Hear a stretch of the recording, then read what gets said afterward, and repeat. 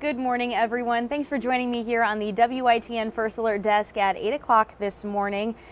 June will have your forecast in just a few moments, but before we dive into all of the weather news of the day, we do have a story by Charlene Richards this morning. Last night, she spoke to a mental health professional and also officials from the Pitt County Emergency Management Team, obviously in the wake of these shootings that have happened over the weekend, both here in North Carolina and Southport, as well as at a church in Michigan on Sunday.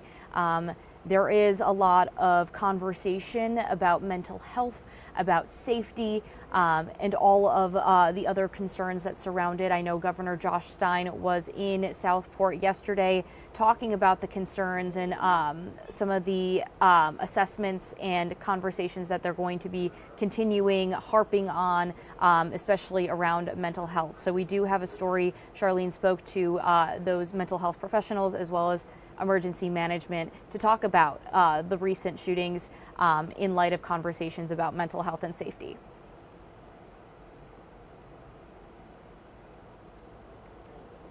At a press conference on Monday in Southport, Governor Josh Stein voiced how the state's mental health system is in need of fixing after a shooting that left 3 people dead and 5 hurt. Mental health experts say the impact of mass violence can reach far beyond the people at the scene. The body carries the weight, the mind carries the weight from being able to hear those stories. Even though you didn't experience it, even though you didn't have bullets flying by your head, the body can still hold on to that tension and that unrest. With the rise in mass violence, Gill encourages people dealing with mental health challenges to get professional help and be real with others about how they are really doing. We need to get back to where we can find friends and families, maybe even our coaches or teachers or pastors or people in the community that are our friends that we can go to and just say, hey, I'm kind of struggling with this. Can we talk through this? Emergency management leaders say in times of mass violence, their job is to plan for the unthinkable. As far as active shooters or mass violence, as it were, for multiple casualty events, we try to train our paramedics on triage. Law enforcement has frequent trainings surrounding how to respond and act on those events. And so then we try to have conversations on how to coordinate and be most efficient and rapidly respond for them to neutralize the threat and then for us to evacuate the victims. Officials stress that paying attention to your surroundings can save your life. Situational awareness is very important. Knowing where you are, who is with you, who's around you, always knowing where an exit is in a building is just like looking for an AED or a fire extinguisher. Knowing how to get out of whatever building you are in other than the front door. All right, well, I know we have a lot of weather to dig into, so Jim, I'm going to hand it over to you. Yeah, let's do that. I'm going to start off with some live cams, we'll look at the radar, and then we'll dig into the tropics. So much to talk about, so little time. Let's start radar, and I'll pop some of these images out for you. Wet, wet, wet. West of us, I-95 westbound, a wet morning. That rain's been kind of hanging around through the overnight back there. No flooding problems. This has been light to moderate rain west of us. Over us, a lot of clouds, pretty heavy, thick cloud deck, but not yielding a lot of rain. Rain generally running from I-95 again westward, and should hold that. There's a little weak stationary front near the coast. The moisture kind of rides over the front and lifts up into the upper levels of the atmosphere and gets heavy enough back there to the west where it starts coming down as rain. But over us, we're doing okay in terms of rain. Take the umbrella. We will see a few showers around. Greenville 70. That 70 is going to creep upward. We might add 5 or 6 to that, and that's it. It's mid-70s into the afternoon. And you can see that wind north, 15, gusting 10 above that. 25 at times. Down in Jacksonville, Amanda, you'll gust maybe 30, 35 at times over the next few days.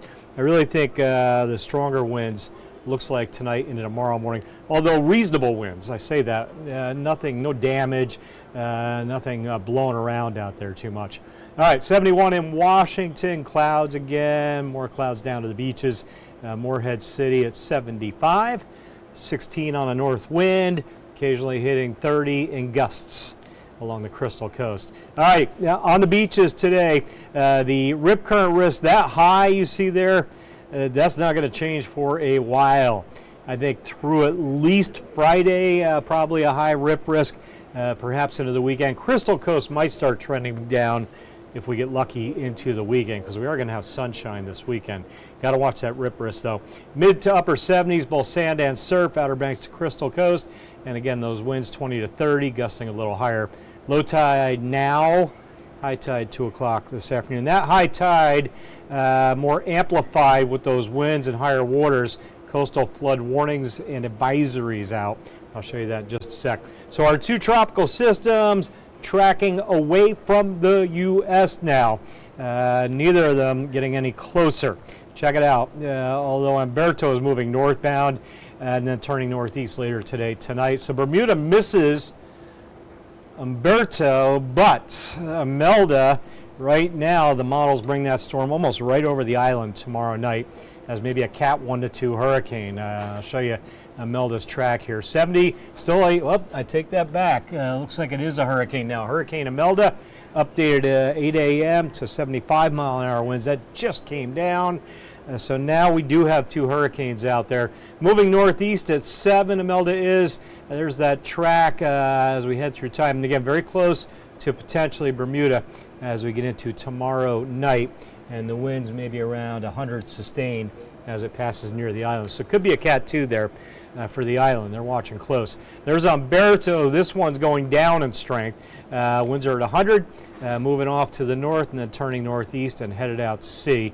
Again, that one avoiding both the U.S. and Bermuda altogether. Winds 20 to 25 inland, 35, occasionally 40 on the coast today into tomorrow. And again, we'll break the clouds up tomorrow, get some sunshine back in here.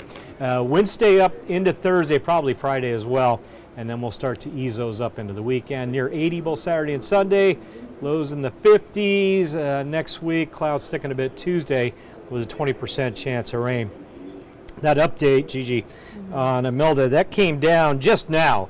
So even 6 minutes ago, I was in the weather lab looking at the data, and it wasn't there. So now, officially, we do have Hurricane Imelda, but moving away. It's moving northeast now. It's not getting any closer.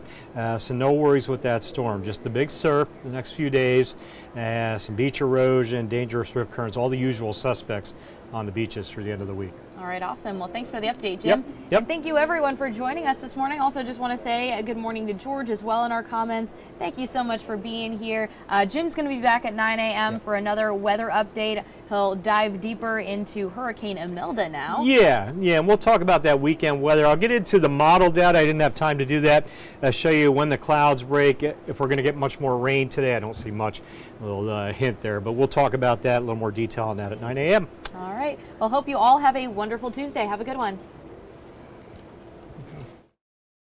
This hour of the WITN First Alert Desk is sponsored by Toyota of Goldsboro.